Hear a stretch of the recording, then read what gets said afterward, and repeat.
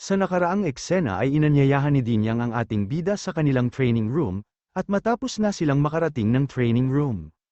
ay sinabi nitong pinanood niya ang buong video ng naging pagsusulit ng ating bida, at ayon sa kanyang mga nakita ay talaga namang malakas ang combat skill ni Xu Jingming, at maging ang kanyang paggamit sa sibat ay nasa advanced level na. Pero bago siya kunin bilang ganap na disipulo, ay nais munang makita ni Dinyang ng personal, ang Purple Heaven Divine Thunder ng ating bida, na agad naman niyang sinang-ayunan.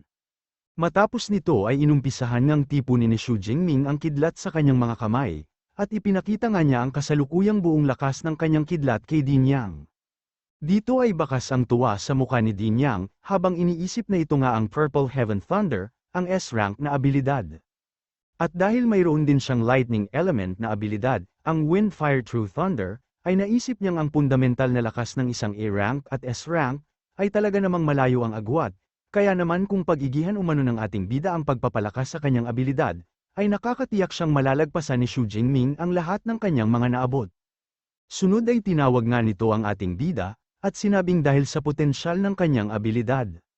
ay hindi malabong maging disipulo siya ni Dinyang, pero kailangan nga daw niyang malaman, na sa buhay ni Dinyang ay madami siyang mga kaibigan, at madami din siyang mga kaaway o kalaban, at pag naging disipulo niya ang ating bida, ay tiyak na makakaapekto ang mga ito sa kanya, dahil ilan sa kanyang mga kaaway ay siguradong aatakihin siya, sabay tanong kung nais pa din ba niyang maging master si Dinyang, sa kabila ng lahat ng mga ito. Agad namang lumuhad sa kanyang harapan ang ating bida, at kinumpirma nga niyang nais pa din niyang maging disipulo ni Dinyang, habang iniisip na ang mga pinakahinahangaan umano niya, ay ang mga taong lumakas sa kabila ng mahigpit na kompetensya, dahil naniniwala siyang ang patunay sa lakas at abilidad ni Dinyang, ay ang dami ng kanyang mga kalaban na nasuppress at napatay. Dahil dito ay muling natuwa si Dinyang, at agad sinabing magmula ngayon, ay si Xu Jingming na ang pang-32 disipulo niya, at kauna-unahang S-rank na disipulo. Agad na din niyang pinatayo ang ating bida, kasabay ng paglabas nito sa mga aklat ng techniques, at ayon kay Dinyang ay top tier at extreme ability techniques ang mga ito, at ang body temper combat technique na daw, ay tinatawag na Thunder Undestructible Body na personal niyang ginawa. Kaya naman agad na isip ng ating bida, na ang body temper combat technique ay maaaring palakasin ang kanyang pisikal na katawan, at kumpara nga daw sa pangkaraniwang combat technique tulad ng kanyang Lightning Gale Break, ay masyadong malaki ang agwat nila. Sunod ay sinabi naman ni Dinyang na master na ngayon ng ating bida, na ang ability training method na ibinigay niya, ay isa sa 3 top-tier technique ng kanilang paaralan, pero ang pinakamahalaga nga daw sa mga ito, ay ang Thunder Undestructible Body Technique, dahil ito ang kumakatawan sa lahat ng mga nagawa at naging karanasan ni Dinyang sa kanyang buhay. Bukod dun ay sertipikado na nga daw ito ng Thunder Martial Arts Hall at Tyrant Martial Arts Hall, bilang isang S-rank combat technique. Sunod ay sinabi nga sa atin, na tulad ng ability ratings o antas ng mga abilidad, ay mayroon ding antas ang mga techniques, at habang mas mataas ang antas ng mga ito, ay mas mahirap itong aralin, gayunpaman ay mas maganda naman ang resultang maaari nitong ibigay. Naisip nga din ng ating bida, na karamihan sa mga 7th level masters ay maituturing ng magandang resulta, pag nakagawa sila ng A-rank na combat technique, pero si Dinyang nga ay hindi lamang basta isang S-rank technique ang kanyang nagawa, dahil ito ay isa ding body temper technique, at ito nga daw ang pinakamahirap gawin na technique, dahil naglalaman ito ng mga kaalaman patungkol sa misteryosong pangangatawan ng mga tao, at dahil dito ay nakakatiyak nga daw si Xu Jingming, na ang talento ni Dinyang sa martial arts ay talagang nakakakilabot. Sunod ay sinabi ni Dinyang, na ang Thunder Undestructible Body, ay nababagay lamang sa mga ability user na may lightning element, at mayroon nga daw itong 13 levels, at bawat levels na ito ay magbibigay ng pagbabago sa physique ng ating bida, ngunit kailangan muna niyang maging isang ganap na ability user, bago niya ito masimulang e-cultivate. Sunod ay sinabi nga ni Dinyang, na sa ngayon ay maaari na siyang umalis at magbalik na lamang ito, matapos siyang maging isang ganap na ability user sa pamamagitan ng ibinigay niyang extreme ability training method, at pag dumating na daw ang oras na yun, ay personal siyang tutulungan ni Dinyang, upang mabuo ang foundation ng Thunder Undestructible Body ng ating bida. Kaya naman agad na nagpasalamat si Xu Jingming sa kanya, habang iniisip na tulad ng kanyang inaasahan, ay mas maganda talaga kung magkakaroon siya ng master na maaaring magturo sa kanya, dahil kung sarili lang niya ang aasahan niya upang lumakas, ay hindi niya alam kung gaano katagal ang aabutin. Sunod ay naisip naman ni Dinyang, na hanggang sa ika-10 level lang ng Undestructible Body ang kanyang na-cultivate, At ang natitirang 3 level nga daw nito ay magiging mabagal at mahirap na, kaya naman kung hindi niya matatapos na ma-cultivate ang natitirang 3 level sa buhay niyang ito, ay si Xu Jingming na umano ang maaaring magpatuloy, at ang magiging ganap at buhay na patunay sa nagawa niyang teknik. Dahil ayon nga daw sa kanyang mga haka-haka, matapos ma-cultivate ang 13 level ng kanyang teknik, ay ganap na maaabot ng katawan ng isang tao ang walang hanggan at matibay na pangangatawan. At habang nagpapaalam nga ang ating bida, ay nakaupo naman sa labas ang hambog, at matapos nga itong mapansin ng ating bida ay agad niyang tinanong kung ano ang problema. Agad din naman itong napabuntong hininga, at sinabi nga niyang ang kasama ni Din Yang na nakita nila, ay si Senior Liu, isa sa mga disipulo ni Din Yang. At ang naging pagsusulit nga daw niya, ay ang talunin si Senior Liu gamit ang 10% lakas ni Senior Liu, ngunit dahil sa ang combat power umano ni Senior Liu ay naabot na ang criteria upang maging ganap na apprentice, ay mukhang wala na siyang pag-asa pang maging disipulo ni Din Yang sa buhay niyang ito. Sunod ay sinabi nga nitong tiyak umano na hindi din nakapasa ang ating bida, sabay sabing hindi talaga ganun kadali ang maging disipulo ni Din Yang sa paaralang ito, sabay tanong kung nais ba ni Xu Jingming, na ipasa nito ang lahat ng kanyang mga naging karanasan sa ating bida, na sinabi namang salamat na lang, pero nakapasa na ako. Kaya naman masyado ang kanyang gulat, dahil wala pa nga daw siyang nabalitaan na naging disipulo ng isang Dean level, bago maganap ang freshman competition. Agad na din siyang napapatanong sa kanyang sarili, kung si Xu Jingming daw ba ay anak ng principal. Ngunit matapos niyang pansinin ang mga kasuotan ni Xu Jingming, ay naisip din niyang hindi siya maaaring maging anak ng principal, at habang nagpapaalam na sa kanya ang ating bida, ay napapatanong na lang siya sa kanyang sarili, kung sino daw ba talaga si Xu Jingming. At matapos nga siyang makabalik sa kanyang dormitoryo, ay agad itong nagtungo sa pangalawang palapag upang mag-ensayo. Dito ay naisip ng ating bida na tulad ng kanyang inaasahan, ay mas nararamdaman niya ang tinatawag na primordial energy dahil sa top-tier na ability training method, kumpara sa mid-tier ability training methods lamang. At dahil sa na-master na umano niya kaagad ang top-tier training method, ay hindi na niya kailangan pang ulitin at isa-isahin ang pag-ensayo nito, at sa tulong nga ng kanyang system, ay kailangan lamang niyang gumamit ng ability points upang maabot ang pagiging isang ganap na ability user.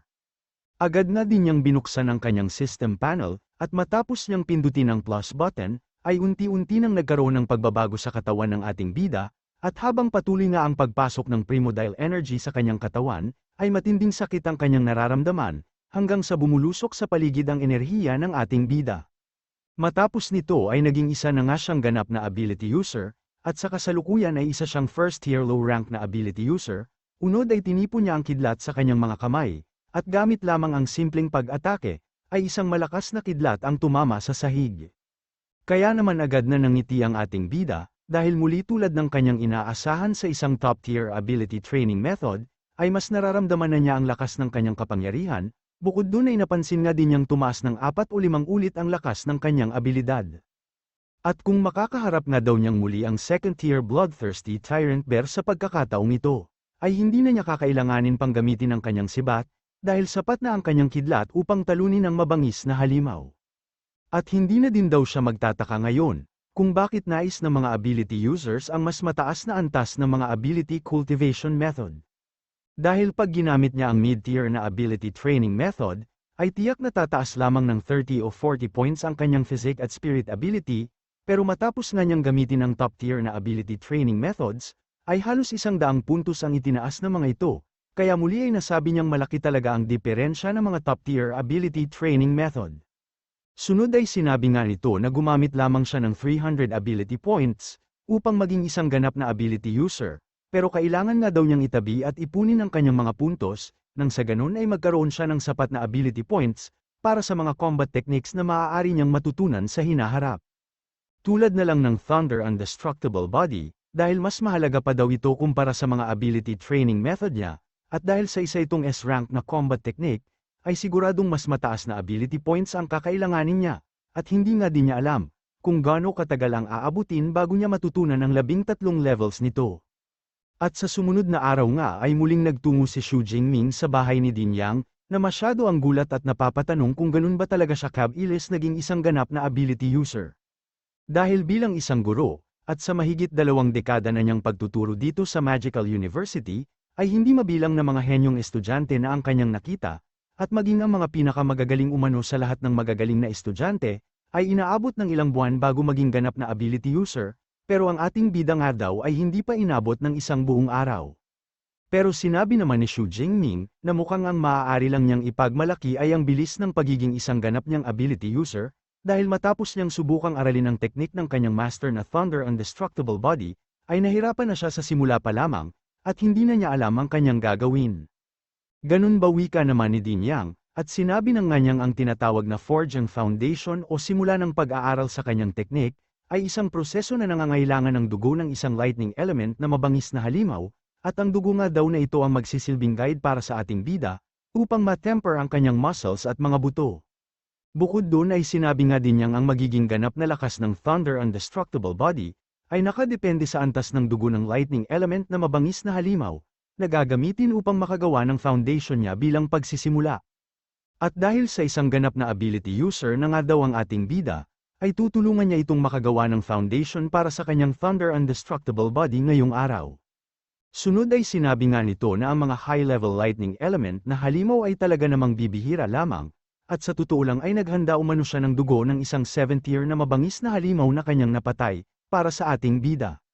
Ngunit matapos nga daw niyang mapag-alaman mula kay Director Zhang Chaoyu, na maaaring makatanggap ng S-rank resource ang ating bida kada taon, ay napagdesisyonan niyang ipalit ang hinanda niyang dugo, gayon na din ang S-rank resource ng ating bida, at nakiusap nga daw siya sa principal upang mabigyan si Xu Jingming ng isang SS rank na resource. At dahil sa kanyang pakiusap, ay nakakuha siya ng isang SS rank na dugo, mula sa isang A-tier na mabangis na halimaw, at ang halimaw nga daw na ito ay tinatawag na Thunder Tyrannosaurus.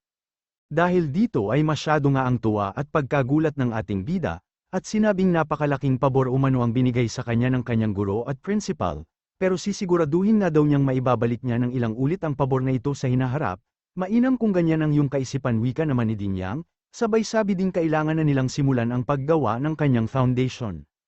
Agad nga din siyang nagtungo sa ikalawang palapag ng training room, at matapos ibuhos ni Din Yang ang SS rank na dugo sa ating bida, ay agad itong nakaramdam ng matinding sakit, kaya naman sinabi ni Din Yang na kailangan niya itong tiisin, at dahil sa ang dugo nga daw ng Thunder Tyrannosaurus ay tila isang lason sa katawan ng isang ability user, ay pangkaraniwan lamang na makaramdam siya ng matinding sakit. Sunod ay sinabi nga nito, na gagamitin niya ang A-rank niyang abilidad na Wind Fire True Thunder, sa paggawa ng foundation ng Indestructible Body ni Xu Jingming, pero nakadepende na nga daw sa ating bida kung gaano kadami ang kanyang ma-absorba. Ginamit nga niya ang Mid-Fire True Thunder upang simulan ang proseso, at matapos ngang mabalat ng kanyang kidlat ang katawan ng ating bida, ay unti-unti ding kumalat ang dugo ng Thunder Tyrannosaurus sa katawan ni Xu Jingming, na muli ay nakaramdam ng mas matindi pang sakit sa buo niyang katawan.